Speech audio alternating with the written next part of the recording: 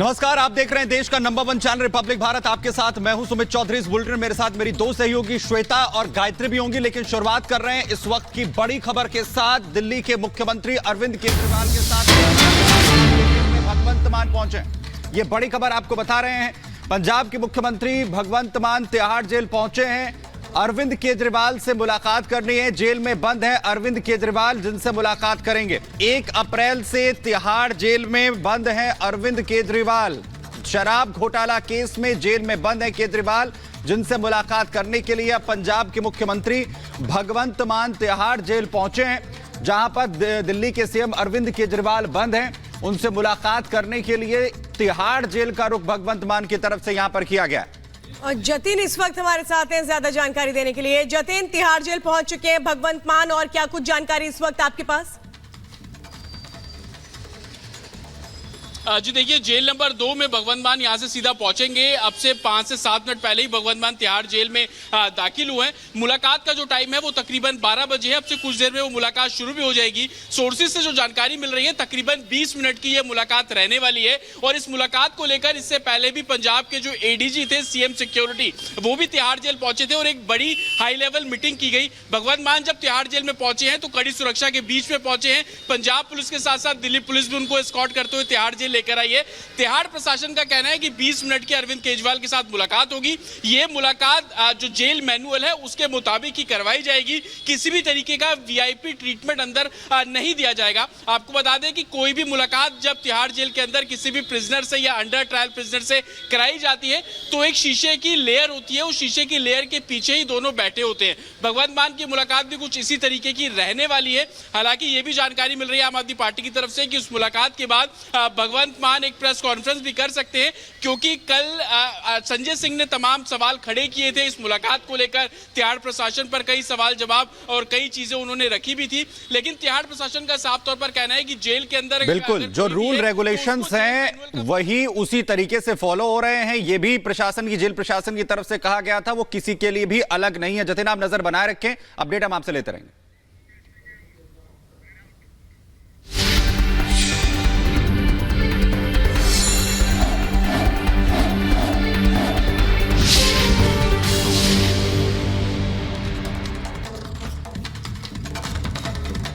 और बिहार के पूर्व मुख्यमंत्री लालू प्रसाद यादव ने एनडीए पर जमकर निशाना साधा और कहा कि 400 पार बोलने वाले घबरा गए हैं। 400 पार बोलकर गुमराह कर रहे हैं लोगों को, ये कहना है लालू प्रसाद यादव का। लालू प्रसाद यादव ने कहा कि इनको पता है कि हार रहे हैं। तो लालू बहनों और भाइयों, सुरक्षा का बेहतर इंतजाम, नो कर्फ्यू नो दंगा, और यूपी में है सब चंगा। अब आपको सुनवाते हैं। मेरठ जिले के सरदना जिले में बदमाशों को दिया गया योगी का अल्टीमेटम। योगी ने माफिया मुख्तार का जिक्र इशारों में करते हुए उसे दंगाई बताया। योगी ने कहा कि कर्फ्यू लगवाने वाले दंगाइयों को बीजेपी सरकार ने नाक रगड़ने पर मजबूर कर दिया।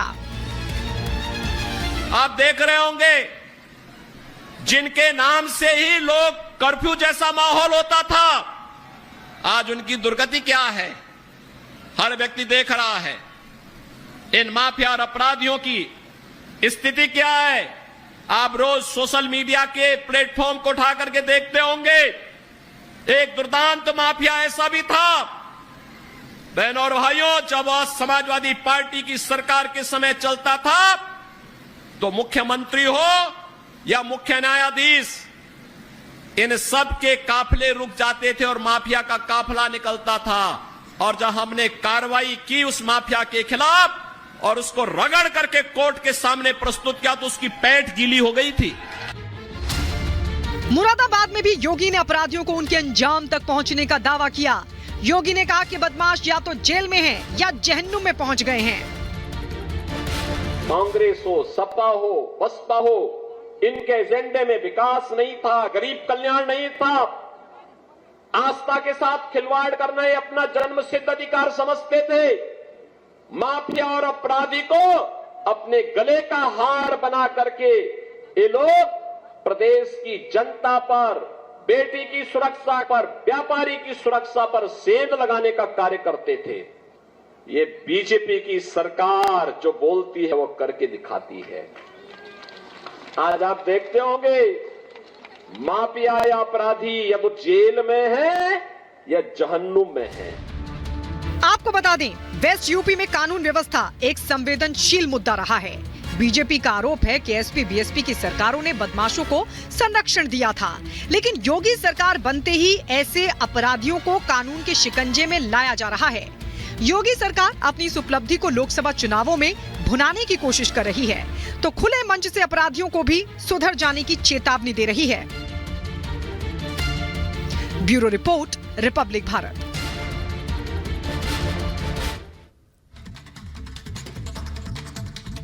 और अब बात कांग्रेस के नेता राहुल गांधी की। राहुल गांधी की सियासी समझ और चुनावी रणनीति पर एक बार फिर से सवाल खड़े हुए हैं और सवाल उठाने वाले हैं कांग्रेस के पूर्व दिग्गज नेता गुलाम नबी आजाद, जिनकी तरफ से कहा गया कि कांग्रेस पार्टी के जो नेता हैं दरअसल वो देश के असल मुद्दों से भटक गए हैं। उन्होंने तो यहां तक राहुल गांधी को नसीहत दी है कि वो भारत को ना जोड़ें बल्कि पाकिस्तान को जोड़ें। रिपोर्ट आपको दिखाते हैं।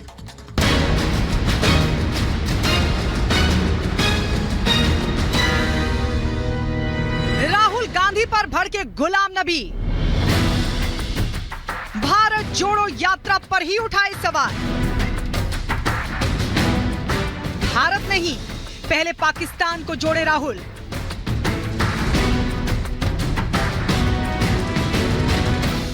जम्मू कश्मीर के दिग्गज नेता गुलाम नबी आजाद ने राहुल गांधी और कांग्रेस पर सीधा हमला किया है। आजाद ने राहुल और कांग्रेस की सियासी और चुनावी समझ पर ही सवाल उठा दिए हैं। राहुल गांधी की न्याय यात्रा को निरर्थक बताते हुए आजाद ने दावा किया कि राहुल देश के असल मुद्दों से अनजान हैं, इसीलिए देश जोड़ने के लिए उन्होंने यात्रा निकाल ली। जम्मू कश्मीर में एक रैली को संबोधित करते हुए गुलाम नबी आजाद ने राहुल गांधी को जमकर खरी खोटी सुनाई। आजाद ने कहा कि भारत तो 70 साल पहले ही जुड़ चुका है, लेकिन राहुल गांधी को नहीं पता है कि नेहरू और पटेल भारत को काफी पहले ही जोड़ चुके हैं। गुलाम नबी आजाद ने कहा कि कांग्रेस के पास अब कोई सोच नहीं बची है, इसलिए पार्टी देश के असल मुद्दों को पकड़ ही नहीं पा रही है। उन्होंने तंज किया कि जब भारत पहले ही जुड़ा है तो कांग्रेस से लोग कैसे जुड़ेंगे। नहीं कहा भारत जोड़ो, और भारत तो जोड़ गया है सरदार पटेल और नेहरू ने। 1947 में तुम पैदा नहीं हो, तुम जरा हिस्ट्री पढ़ो, तुम सोचो अभी भारत जुड़ा ही है। भारत तो कब का, सिर्फ 75 साल में जुड़े हुए। जिस आदमी को ये भी नहीं मालूम है कि भारत जुड़ गया है 75 साल और वो आज 75 साल के बाद यात्रा निकलना है, उसमें तो वो ही जुड़ेंगे, क्योंकि दुनिया इतनी पागल नहीं है कि वो सोचेंगे भारत जुड़ा नहीं। गुलाम नबी आजाद पहले भी कांग्रेस की रणनीति पर सवाल उठा चुके हैं। अपनी चुनावी रैली में बोलते हुए आजाद ने राहुल गांधी पर तंज भी किए। आजाद ने कहा कि पाकिस्तान टूट चुका है, अगर उन्हें जोड़ना ही था तो वो पहले पाकिस्तान और बांग्लादेश को आपस में जोड़ दें। कौन सा हिस्सा हमारे हिंदुस्तान का टूट गया? पाकिस्तान का टूट गया। वहां जाओ लोग, बांग्लादेश और पाकिस्तान, यहां तो कोई टूटा नहीं, यहां तो सब जुड़े हैं, कश्मीर से कन्याकुमारी तक। तो जिनको मुद्दा नहीं मालूम कि देश का मुद्दा क्या है, देश का मुद्दा महंगाई है, देश का मुद्दा बेकारी है, देश का मुद्दा बेरोजगारी है। राहुल गांधी पर हुए इस हमले से कांग्रेस तिलमिला गई है। कांग्रेस ने भी आजाद पर जबरदस्त पलटवार किया है। कांग्रेस नेता उदित राज ने कहा कि खुद गुलाम नबी आजाद की सारी सियासत कांग्रेस के भरोसे रही है। जनता से दूर रहने वाले आजाद जैसे नेताओं को जनता खुद जवाब देगी।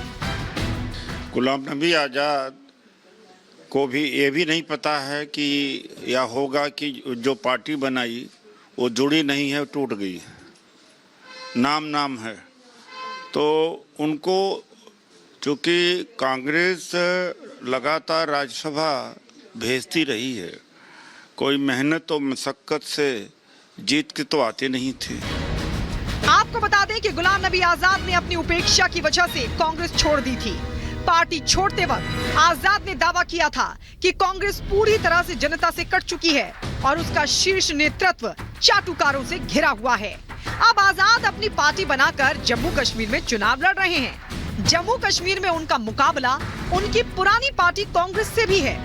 इसीलिए कांग्रेस और उनके नेताओं के खिलाफ आजाद मोर्चा खोले हुए हैं। Bureau report, Republic Bharat.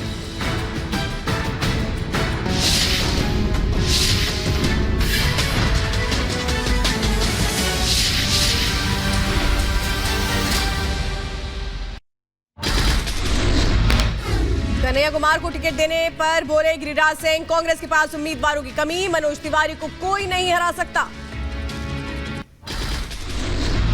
BJP सांसद मनोज तिवारी का कन्हैया कुमार पर हमला, कहा देश विरोधी घटनाओं में रहे हैं शुमार कन्हैया कुमार, उनको नॉर्थ ईस्ट दिल्ली में हुए विकास को देखना चाहिए।